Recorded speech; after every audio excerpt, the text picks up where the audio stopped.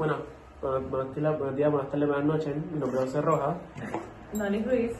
Adriana Cancel. Bienvenido a Biologito Molecular Podcast. Hoy vamos a estar hablándoles sobre un artículo subido por la profesora Miriam que se titula Stem and Predator Cell Proliferation are independently regulated by cell type specific D genes. Cycling D genes. Es que es largo el título. Pero nada, ahora Noelín va a introducir el artículo. Pues en muchos tejidos necesitamos equilibrio entre mantener y regenerar. El estudio de hoy usa un modelo muy interesante que utilizaron la línea lateral del pez cebra con sus órganos sensoriales llamados neuromastos. Aquí conviven dos poblaciones, las células madre amplificadoras y los progenitores de células ciliadas. Entonces, una pregunta, ¿para qué entonces sirven los neuromastos? Muy buena pregunta. Los neuromastos son sensores mecánicos que detectan los movimientos del agua y ayudan al pez a orientarse, evitar obstáculos y responder al entorno. Son perfectos para estudiar regeneración porque reponen las células ciliadas con rapidez. Ah, ya. La gran pregunta del papel es si las reglas de proliferación de estas dos poblaciones, célula madre y progenitores, son las mismas o es que son distintas. Exactamente, y la respuesta del estudio apunta a regulaciones diferentes. Entra en escena la familia ciclina D que regula el ciclo regular. El trabajo se enfoca en dos genes, el CSN2A y el CSN-DX. Y entonces, pregunta, ¿cada uno gobierna lo mismo o es una población distinta? No, CSN2A está asociado a las células madre amplificadoras y la CSN-DX a las progenitoras de células ciliadas. Entonces empezamos por CSNDX. ¿Qué pasa cuando hace falta?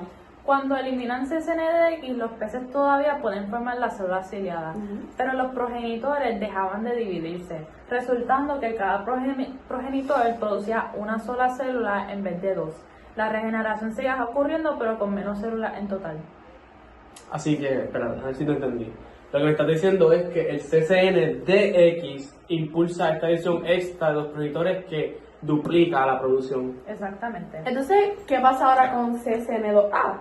Al quitar CSN2A, el impacto fuerte se ve durante el desarrollo temprano del pez cebra. Ahí las divisiones de las células madres se pausaron, pero en regeneración, otras ciclinas, por ejemplo el CSND1, parece compensar.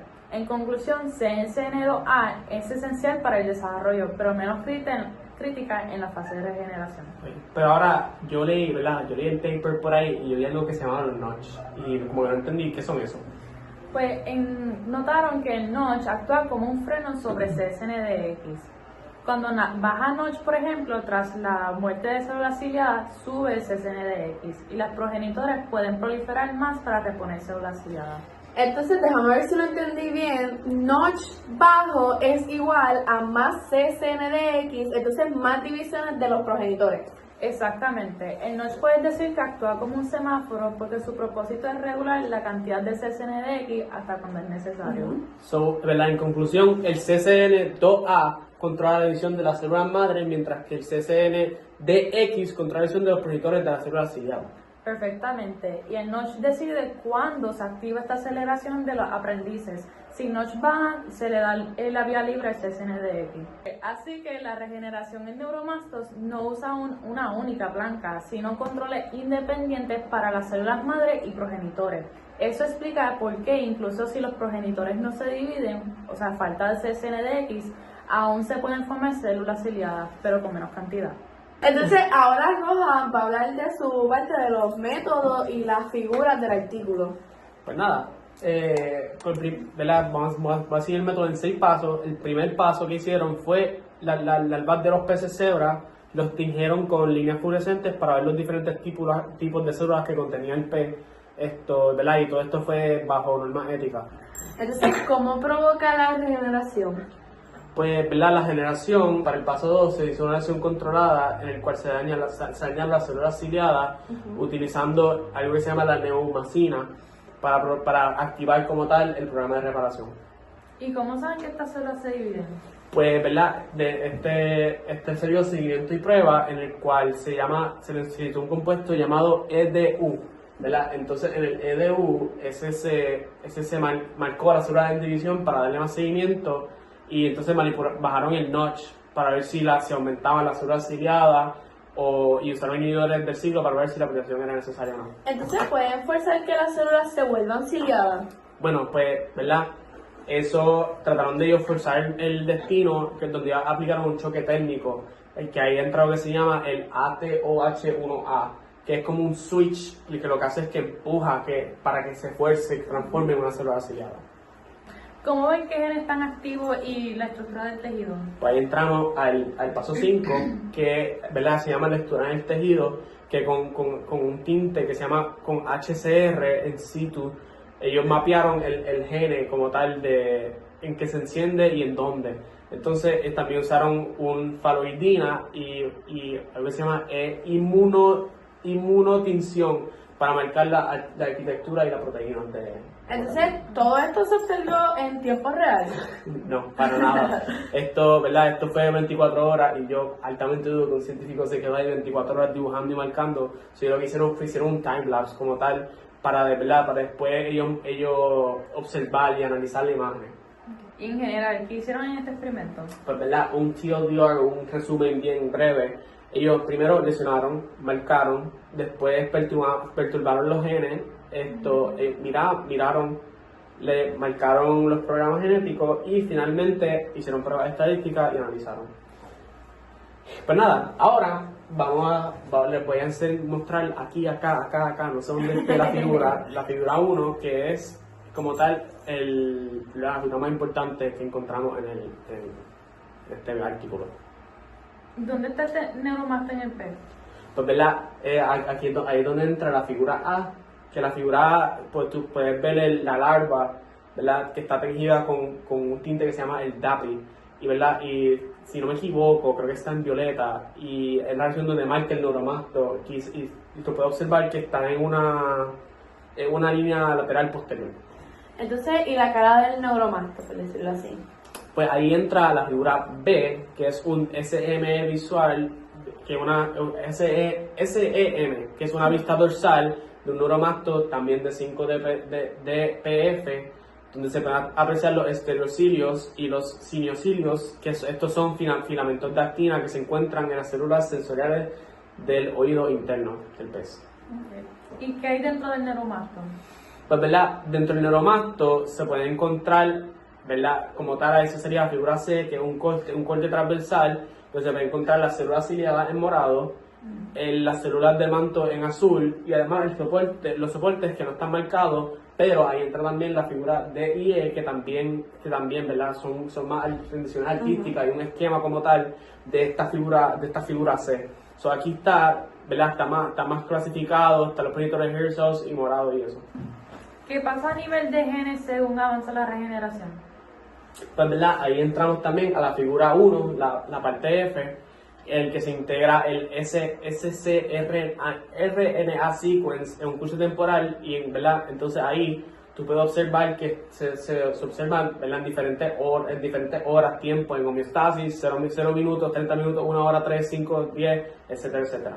¿Y los genes claves por panel por panel? Pues, ¿verdad? Ahí entra en la figura 1 la parte que sería de la G a la J, que se pueden observar, ¿verdad? Una figura que hay diferentes cada una. Entonces la primera, que es la G, marca el PSNA, donde marca las células en división, que serían los progenitores diferenciales, que es una flecha violeta, y entonces las células amplificadores, que es una flecha rosita, ¿verdad? Después está el ATOH1, que son las células centrales, y traquea el linaje del progenitor, a hair cell. La otra, que sería el CCNDX, se expresa en un linaje de hair cells y máximo progenitores, en el que están divisiones diferenciales. Y finalmente el CCN2A, que es más amplio, pero máximo en la población amplificadora y ausente del linaje de hair cells. Y pues, ¿verdad? Después está la figura 1, la K a la L, que es como un heatmap de los diferentes la expresión genética de tipos celulares a lo largo del tiempo de generación. Entonces, ¿hay imágenes que verifiquen estos patrones y eso? Pues sí, básicamente esa tabla acá fue la que se puede observar como tal en la M a la O. Y en resumen, ¿qué nos dice esta figura? Pues, ¿verdad? Esta figura 1, realmente lo que nos dice es que existen dos programas coordinados. Mientras el CCN 2A domina en las células amplificadoras de los polos, mientras que el CCNDX acompaña a los progenitores que siguen el linaje hacia hair cells.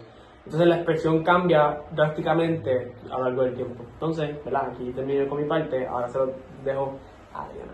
Pues nada, yo les voy a hablar como que la importancia de este artículo en el sentido de aspectos de la ciencia y les voy a decir específicamente sus discusiones antes de ir a más detalles. Pues en la línea lateral del pecero, la proliferación de los hair cells y de las células madre amplificación está regulada por las ciclinas distintas, lo que es el CCNDX y CCN2A. Esto nos dice que cada población celular tiene su propia regulación independiente. O sea, no todas las células siguen la misma regla para dividirse. Exacto. Además, a diferencia de la diferenciación que puede ocurrir sin división celular, para establecer la polaridad normal de los hair cells se necesita la proliferación.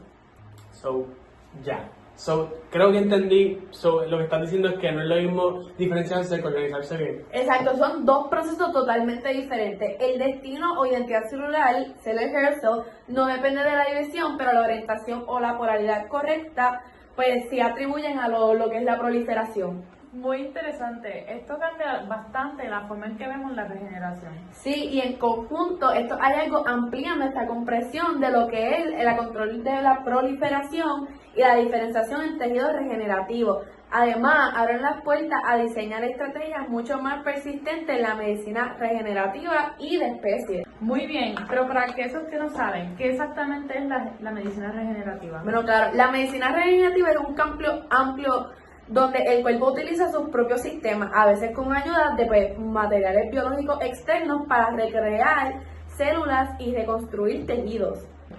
Entonces, este recambio tisular y la generación de procesos esenciales para el funcionamiento y la supervivencia de los organismos requieren la proliferación de células madre.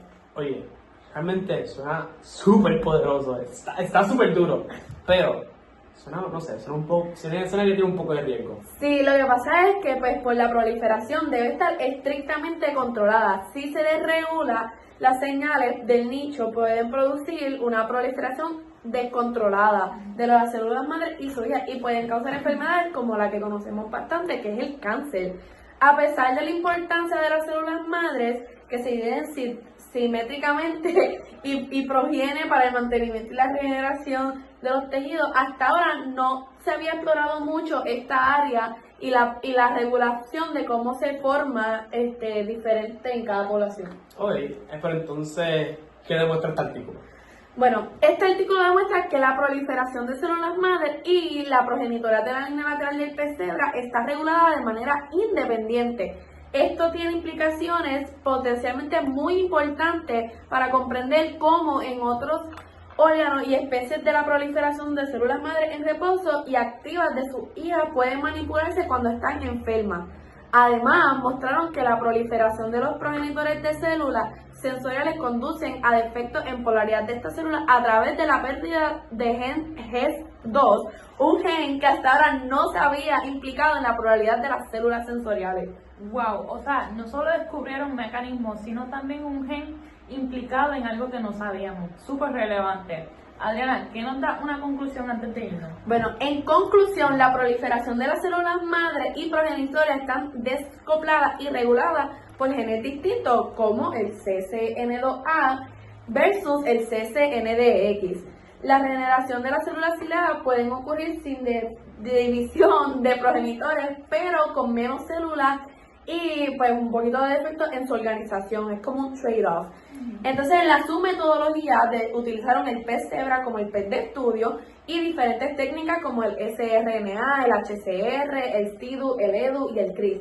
Estos resultados nos ayudan a entender cómo se controla la proliferación y la diferenciación en tejidos regenerativos y abre puertas a diseñar estrategias más precisas para la medicina regenerativa entre otros órganos y especies. Súper claro, Adriana. Gracias a ti y a Roa por compartir toda esta información. Gracias a ti también por brindarnos esta información. Bueno, gente, hasta la próxima. Con esto terminamos el episodio de hoy. Bye. Bye.